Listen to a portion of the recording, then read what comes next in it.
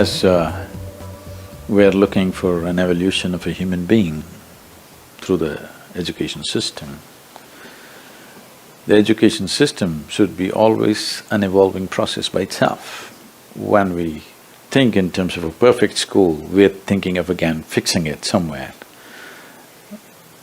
That's what needs to change.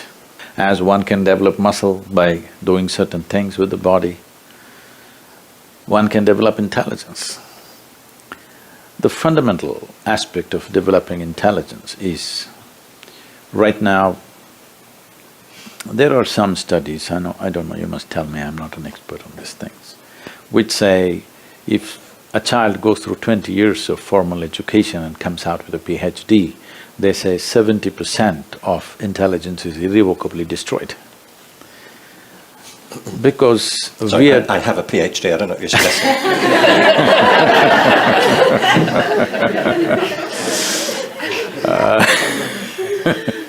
I'll leave that to you, Ken.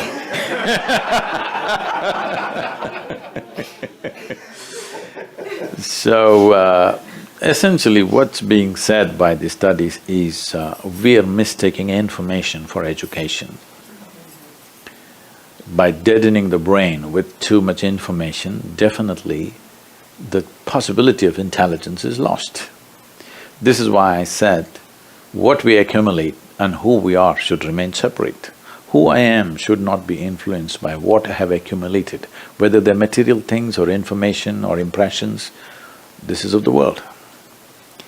I would like to little differ in what was said in terms of child's inner world and external world.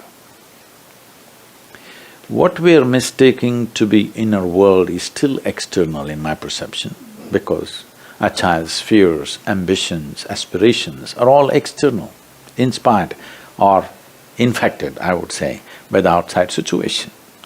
It is not natural aspiration of life.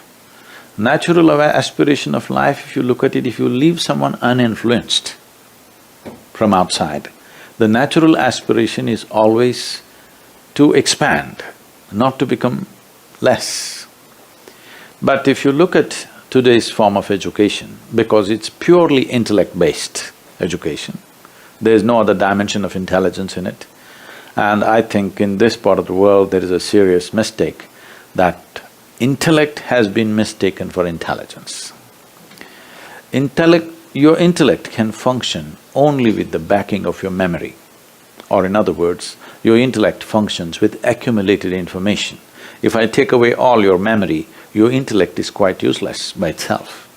But there are other dimensions of intelligence within you, which does not need the support of memory.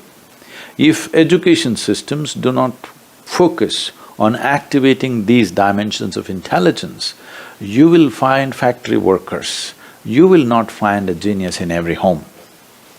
What you need is an innovative intelligence. Today when I use the word innovation, you think developing a new i8 phone. I'm not talking about that. Maybe we can develop a world without a phone. We don't know what's an innovation.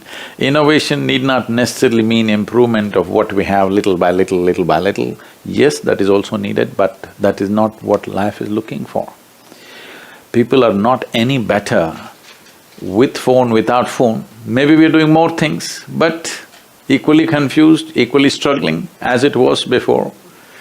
So the point is not about what we have gathered. What we have gathered is useful in creating comfort and convenience for the world. What we have gathered is not useful for creating well-being for ourselves and for the world.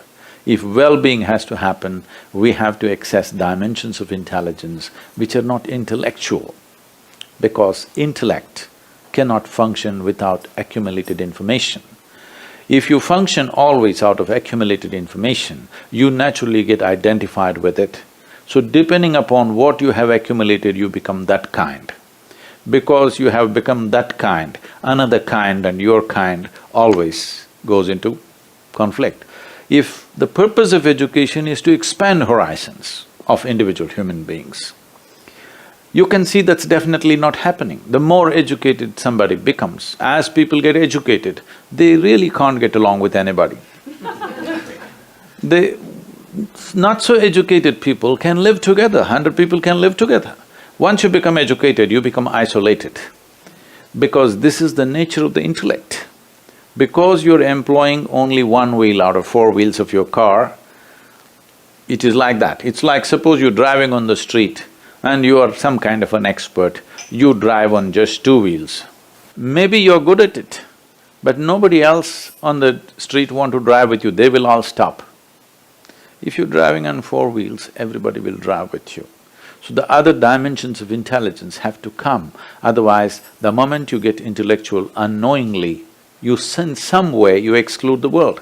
So in a way, the way of our education has been to butcher the existence into tiny fragments, and we're trying to fix the fragments. It's not going to work like that. If education has to become holistic,